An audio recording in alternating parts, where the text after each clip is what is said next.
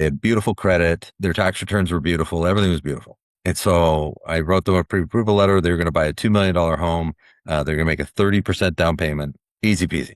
Here's your pre-approval letter. It was one of the nicest files I'd ever seen. And they go out shopping, they get under escrow, they open escrow, I get the contract, I package the file, submit it to the underwriter. 1.5 days later, I get an email, loan is denied. Not suspended, not, hey, we need something.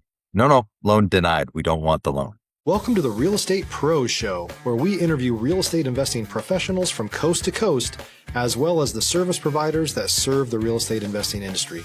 Our goal is simple: share what's working now to help you improve and scale your business to the next level and meet the pros that can help you get there. Real Estate Pros is powered by Investor Fuel, America's leader in helping real estate investors and professionals build the business you need to live the life you've always dreamed of. Let's start today's show. Property insurance for real estate investors doesn't have to be difficult, but it does need to be there to protect you when you need it. MyInvestorInsurance.com not only provides insurance at 15 to 30% cheaper than traditional agencies, it's built specifically for real estate investors like you. You can set up an account in about 2 minutes, get quotes on properties, turn on and turn off insurance for your fix and flip or rental properties in around 2 minutes without having to talk to anyone directly, all through our portal. There's no better way or faster way to make sure you've got the coverage you need to protect you, and no more lengthy policies either. Once you're set up, you're billed monthly and prorated by the day for however long your policy is active. It's powered by MSI, the third largest independent MGA, with 1.5 million customers and more than $1 billion in cumulative premiums written. Get set up today in about 2 minutes at myinvestorinsurance.com/fuel. Hey everyone, welcome to Investor Real Estate Pros Podcast. Today we have a unique person. He is a real estate investor. He's also dealing with, he's got much experience. By the way, I'm your host, Joseph Pruitt. Today I'm joined by someone I've been looking forward to chatting with. His name, I call him Eric Mitchell, and he's going to talk a little bit more about his niche. So, hey, Eric, glad to have you here. Say hello to everybody. Hey, everybody. Eric Mitchell. I'm Chief Revenue Officer with Nexa Lending, also published author of the book, The Why of Money, trying to help people build wealth faster by understanding the power of leverage. Thank you, Eric. I think our listeners are going to take something away from how you're approaching business. So let's dive right into it. So first of all, just a general question. For people who may not be familiar with your world, give us the short version. What's your main focus these days, and what markets are you operating in? So I'm a lender, but with a company the size of Nexa, I mean, we're in all 50 states plus Puerto Rico, plus we also lend in Mexico. For Americans wanting to buy vacation homes in Mexico, we do those mortgages as well. We're rolling out business lending as we speak. So we're going to start doing equipment leasing, receivables financing, SBA loans, et cetera, on top of that. But we have a very heavy focus on helping real estate investors leverage what they're doing. You know, if you're a rookie investor, you're doing your first deal, we show you how to leverage based on your first deal. If you're an experienced investor, you're doing your 5th, 10th, 15th deal, you get much better leverage because you've already established that you know what you're doing. So there's a lot more trust in that process. All the way to 100% financing. You know, we've got many of our clients are getting 100% of acquisition, 100% of renovation, 100% of new construction, once they've established that trust factor. So, you can grow pretty fast when you don't need to inject your own capital. Makes sense. Eric, so let me ask you this question. How do you conversate with a new investor and one that's becoming more seasoned about to break into that last area you just spoke about? I mean, a new investor, it's the same as like being a first-time home buyer, right?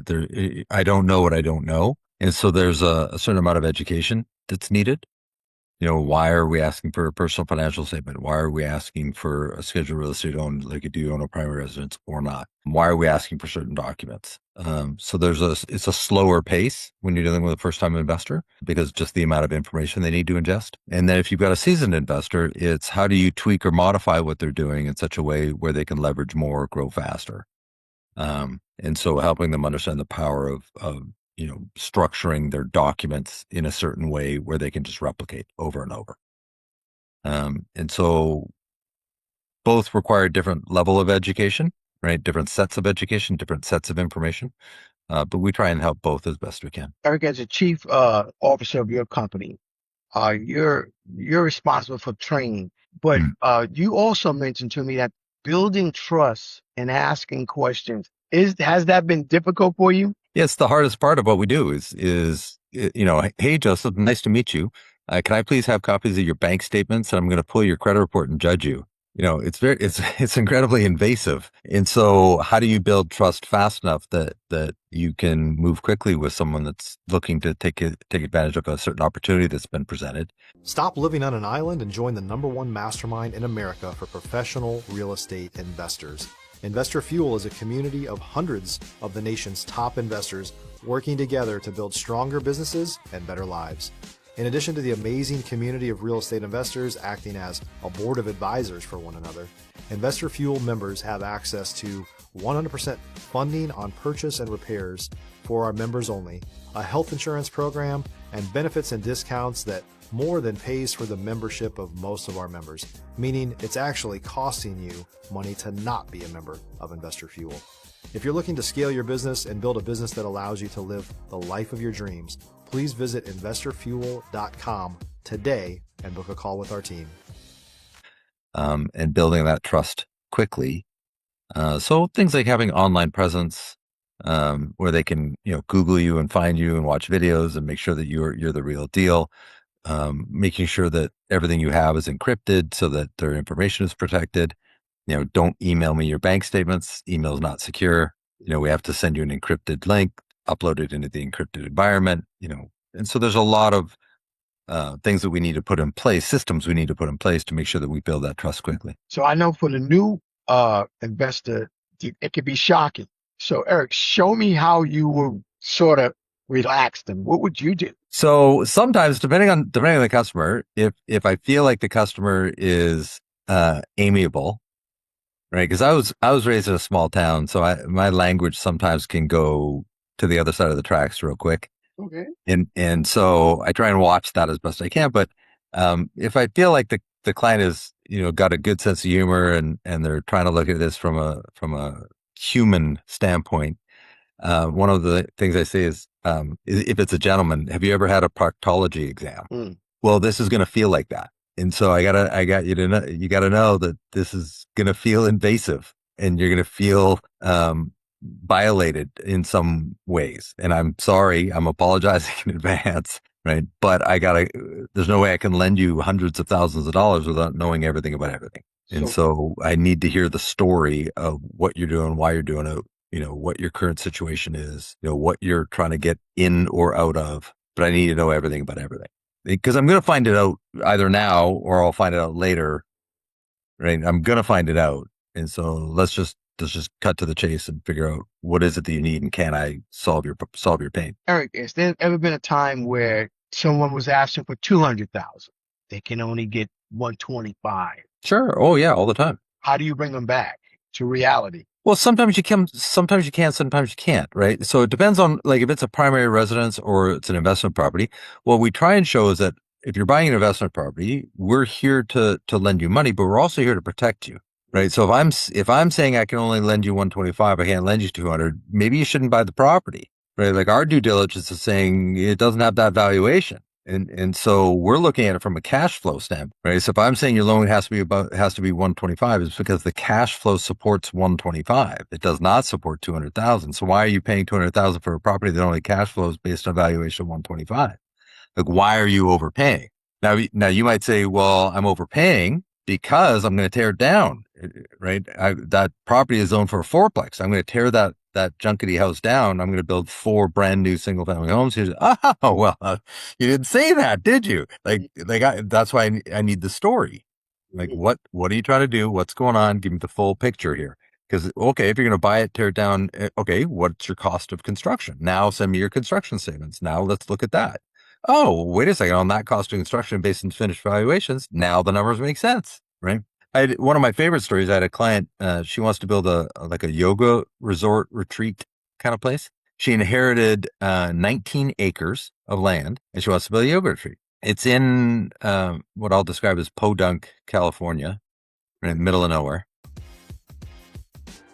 If you're looking for consistent, high-quality leads, look no further than Investor Machine. Investor Machine isn't just another agency.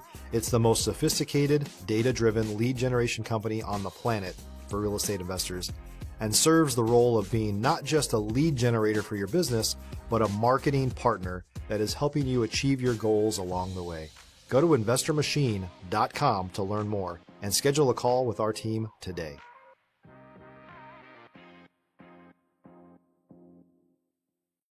There's nothing around it. I'm like what would attract yoga people to this place? I'm looking at it on Google Maps, and there's nothing there. There's no amenities. There's nothing. It's like, well, it's attached to a hot springs. Oh, hold on. It's attached to hot springs. That seems like a big deal. Okay. So walk me through. You have all this land. It's free and clear. You've got a decent net worth. Do you know what it's going to cost you to build on the land, like put in the roads and the sewers and the water? It's like, no, I have no idea. So, okay, let's start by getting bids. Don't spend any money. Just go get bids. What does it take to put in the roads and the sewers and the whatever? Find your local people that do that. She came back about a month later and said, okay, it's going to cost me about $250,000 to put in all the infrastructure, just the roads and the sewers. I said, okay, $250,000. And she said, it's going to cost me another $250,000 to build one manufactured. I'm going to do manufactured housing. And to build one manufactured house is going to cost me $250,000. Okay, you're at $500,000. What's the value of that one house? She said about $500,000. I said, well, no, I can't do $500,000 to $500,000, right? But if you build 4 houses, right, I can take that $250,000, or 5 houses. I can take that $500,000, the $250,000 infrastructure cost divided by 5 houses. Now it's $50,000 cost infrastructure per house. Each house is worth $500,000. I can lend you the money to build 5 houses. I can't lend you the money to build 1. She's like, Eric, that makes no sense. Well, it actually does make a lot of sense from a money numbers standpoint. You're analyzing it from a primary residence standpoint. I'm analyzing it from a cash flow standpoint. You can cash flow 5 of these. You can't cash flow 1. Right. And she's like, you're telling me you're going to lend me 5, but won't lend me 1. I said, that's what I'm telling you. So we're in the process that she's building 5 as we speak. Wow. Eric, let me ask you this question. What's been the key to keeping your machine running smoothly? My team. Oh my God, it's my team. I have the best team in the history of ever. It's all about people, right? Like how do you inspire, motivate, reward, acknowledge your team on a daily, weekly, monthly, annual basis? And because you can't build anything on your own. I've never met a human that's built anything significant by themselves. Can you name me some of your key team members and what they do? Well, processors, loan coordinators, loan officers as well on our team that are helping people, underwriters, docs, even docs people, right? Like, hey, I need docs out today. Like no matter what, like I need you to sit down. On this file, I need docs out today. And watching them perform magic to solve problems. It's brilliant. And I'm incredibly grateful every single day for that. Eric, how long have you been in business? 27 years. And how long have you been the chief for, what are you? 1 year. I've been with Nexa 1 year. And so what would you say your book of business monthly is? I'm closing about 25 to 30 loans a month.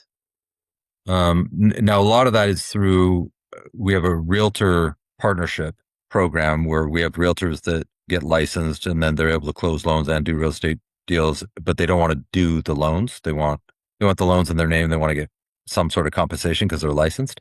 But so then my team, we close all the loans for them, but it's closing in the realtor's name.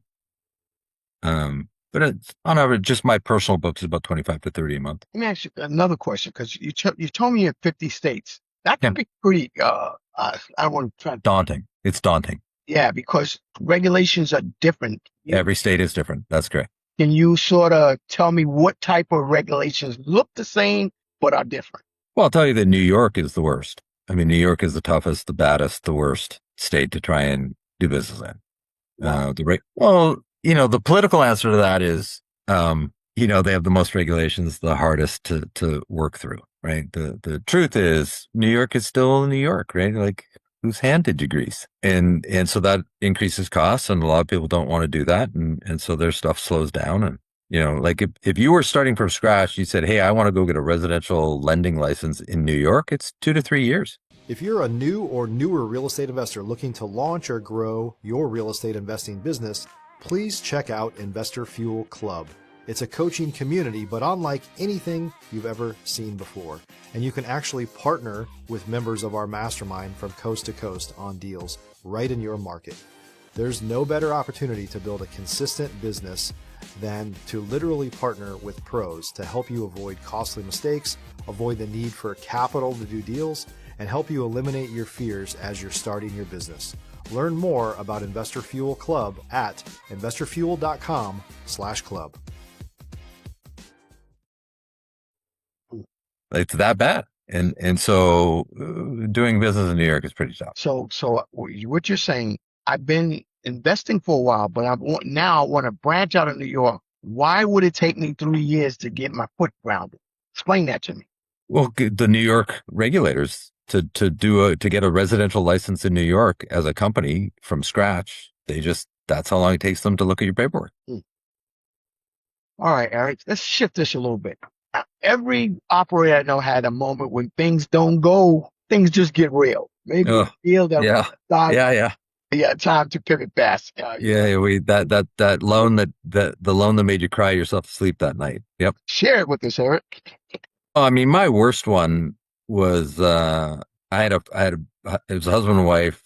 They were roughly 60 years old. They were selling a house, buying another house. Their other house was already in a contract. It was going to sell before, wasn't a concern. They had about, honestly, God, they had about $15 million in the bank, cash. Very wealthy, right?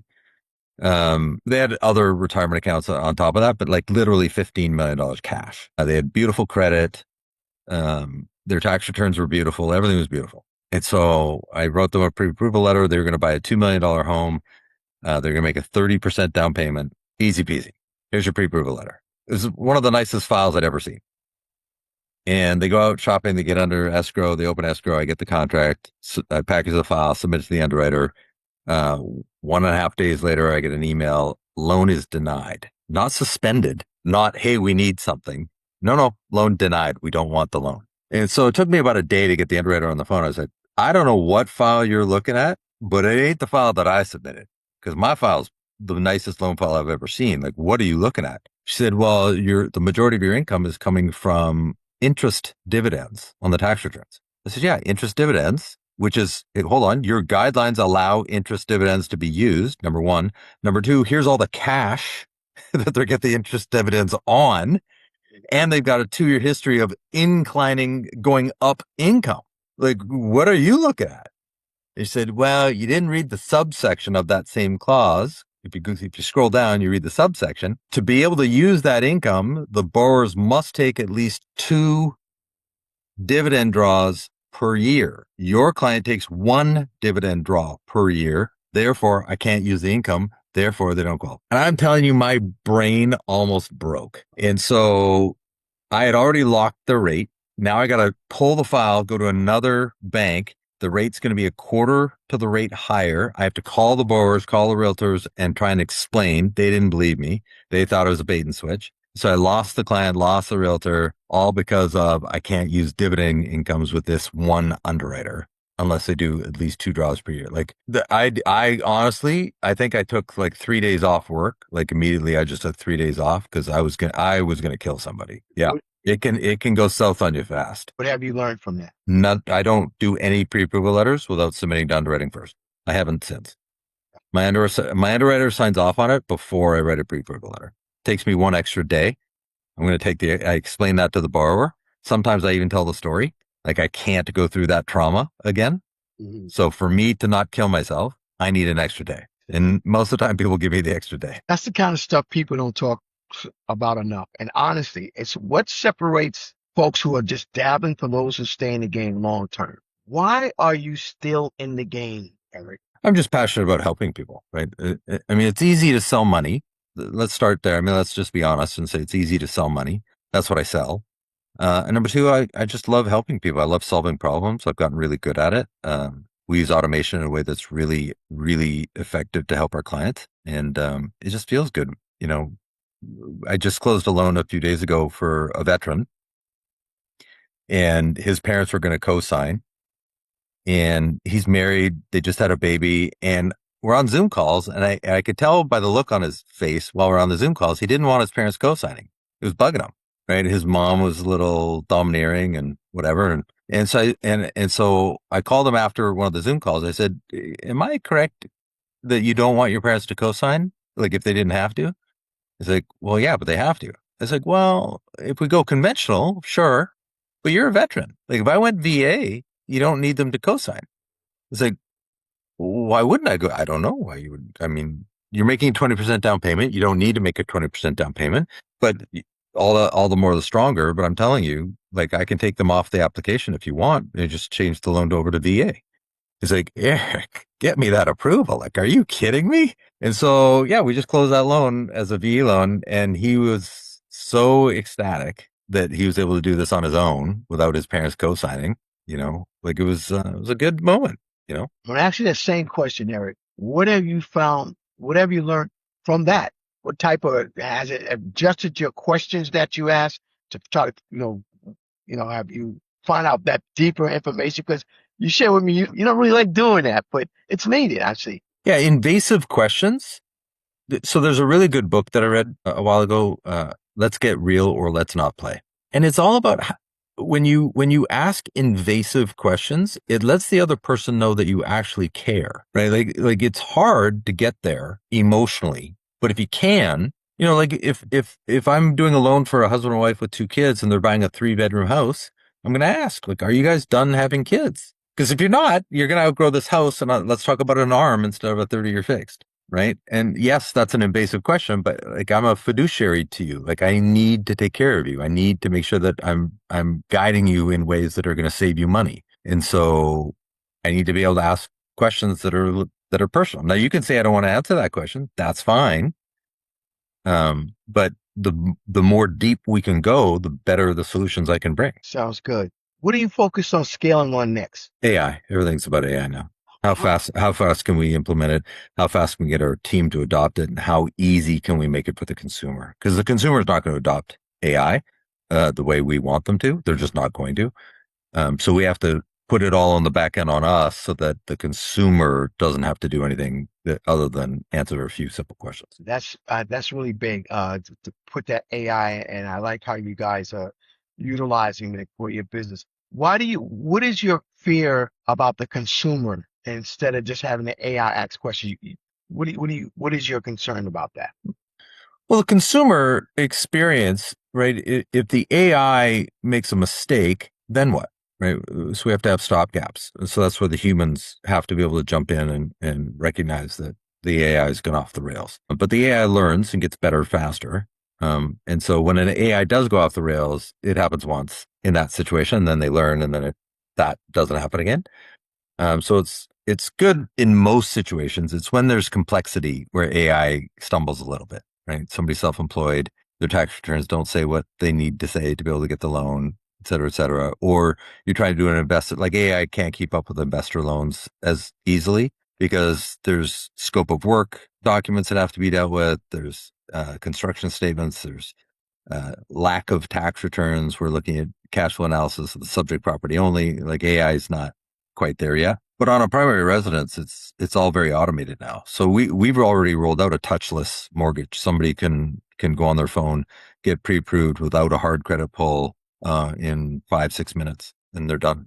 You're good to go. When it comes to building relationships and growing your network, what's made the biggest difference for you? Listening, just being a good listener. So many people are so focused on, giving their elevator pitch. I'm this and I'm that, and I'm good at this and I'm good at that. And it may or may not be relevant to the person in front of you. And so what I found is that if I can listen to the person in front of me, like really listen and then ask probing questions based on the information they're providing with no personal agenda. Like I'm not trying to sell you anything. I'm just trying to learn where your pain point is. I may or may not be a good solution for you. I don't know.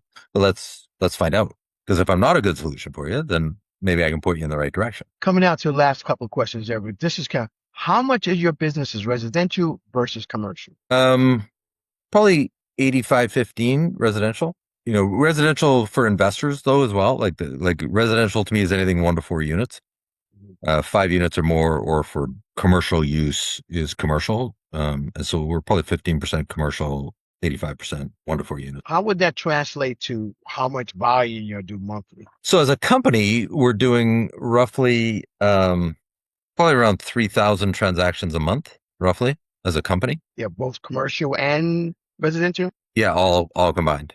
Yep. And we're certainly getting into the commercial a little bit more because of our abilities with automation. The commercial universe is not quite as automated as the residential world.